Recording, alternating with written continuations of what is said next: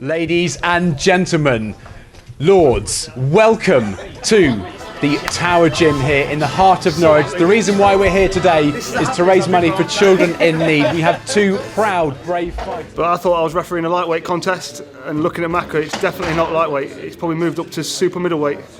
So all I can say is duck and dive. Any jesting occasions of it? Well, you know, in my capacity as an official, I've got to do it right. You know, people's lives are in danger. Going all out from then, Jackson?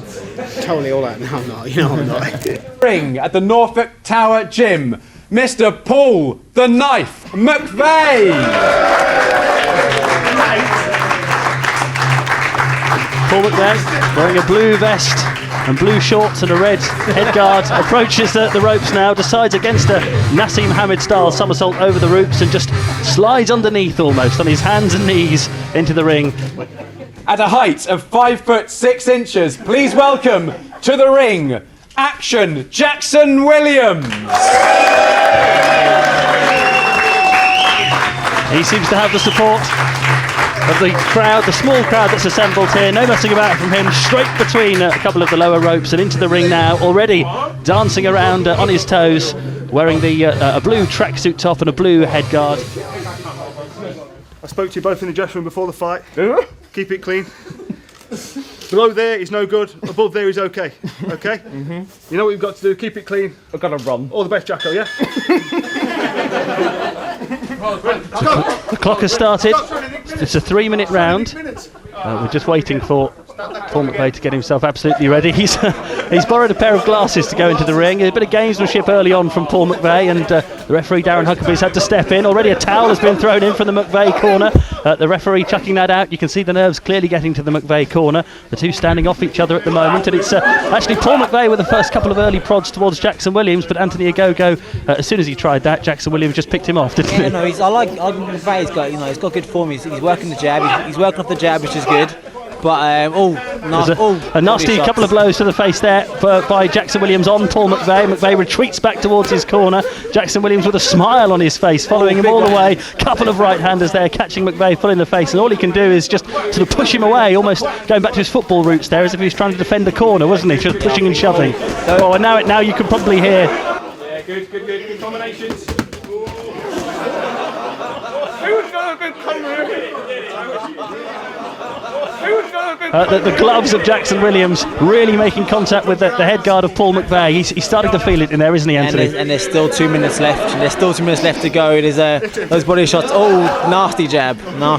This is all from Jackson Williams on Paul McVeigh. McVeigh seems to have the feet movement. He's getting around the ring well, but not landing many blows. You'll hear another thump in a moment as they come into the corner where we are, and all of those thumps were Jackson Williams with the left-right combination, one after the other.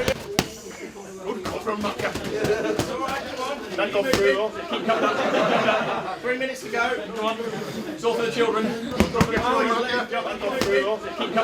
Paul McVeigh doesn't seem to have the defence at the moment, does he? Hasn't got, but to be fair to the knife, he's taken a few big shots, and his chin seems to be holding up quite well. So that's a plus, but he's not offering anything offensively. No, he's now absolutely trapped in his corner. Grant Holt has reached in and grabbed hold of Paul McVeigh and was holding him for a moment there, so that Jackson Williams was having a few free shots. I think Darren Huckabee stuck a cheeky little boot in as well into Paul McVeigh, so I'm not too sure. The referee's getting involved. Oh, he's called for the fighters to break. Rob Butler in the Paul McVeigh corner has just handed a boxing glove on a stick into the ring. That's been quickly thrown away by the referee Darren Huckabee. We've got a minute of this fight left. So far, I think the reason Paul McVeigh's chin is pretty strong is he's keeping it down. He's spending a lot of time looking at the floor. Took a couple of hooks then, though.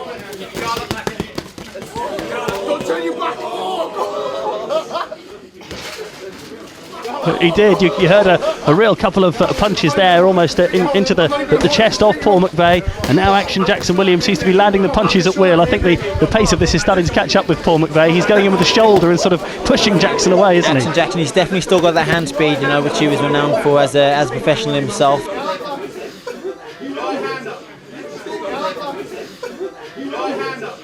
This last 30 seconds, I'm intrigued. They've gone in, almost being asked to break by the referee, Darren Huckabee. Jackson Williams pounds his own chest and then goes for the big finish, and he really is weighing in there. 3 or 4 punches making contact.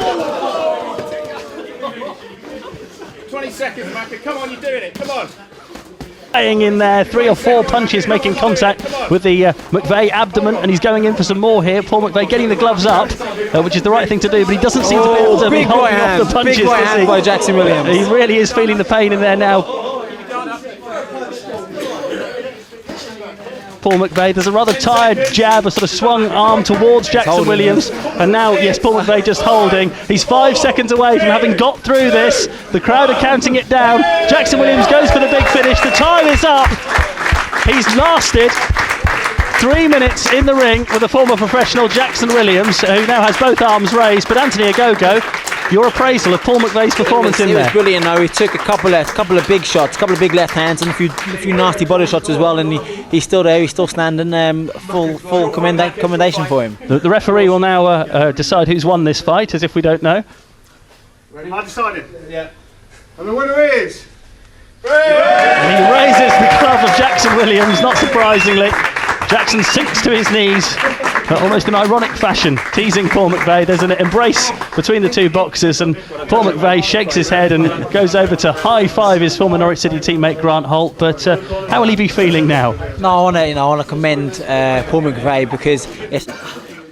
He put it on me a little bit, a couple of shots and that, but I think he's got a, I was obviously a bit set, and I won the fight, so good times. It's possibly the worst experience of my life. It felt like I was getting punched so many times by so many people. It felt like I was surrounded, and at one stage he was punching me and I actually didn't even know where I was. I was standing there, and then suddenly I was like thinking, where am I? What's up? Where's down? Absolutely horrible, mate, horrible. Do you know, off full of praise, he gritted his teeth, he bit down on the gum shield, took a few shots to the body and to the head, and I can tell you from first-hand knowledge, it's never nice getting punched to the head or to the body. And like I said, he bit down on the gum shield, got stuck in, threw the jab, and he did really well. And full of praise for him. And it takes something just to get in the ring with someone like Jackson. Do you know, getting in the ring, I'd never criticise or slag off any other boxer or anybody who even tries it, because it's such a hard sport, and like I said, it's unnatural. It's almost unnatural to get punched in the face, and going in to do it when you know that's like a high possibility it's going to happen, it takes a lot of guts and a lot of guts to do that. And so yeah, full credit to him. He was good, wasn't he? He put up a good fight, running away from him, and he took a few on the nose and looks like Rudolph. Yourself, Snoddy, it takes something just to get in the ring with someone like that. Yeah, well, we were speaking about it. Just to try and step in the ring. It's quite tough, but fair play to him for getting in there. I don't know about his performance though. But as I say, it's all for a good cause, and fair play to him for jumping in the ring. There's a bit of an outside help in the corner there at one point as well, holding Macca down, and even the referee got involved. A little bit, yeah, a little bit of tag team. We were waiting for Rob Butler to step in. Me and Snorri were going to step in and give him a little bit, but I think he bottled it a little bit and stayed outside. Like Snoddy said, all for a great cause though, Grant, and you put some money towards it as well. Yeah, that's it. We said the whole reason we're doing it is for charity, and he's had 3 minutes of pain, and then hopefully all that money we raise from that will take away pain from kids, which is the main reason we're doing it, and hopefully his page is still up. I'm sure you'll give the details, and everyone try and get as much money in as they can.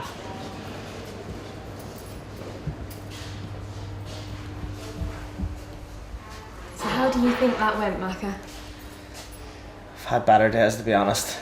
I felt like I was going 12 rounds with Mike Tyson. It was absolutely awful.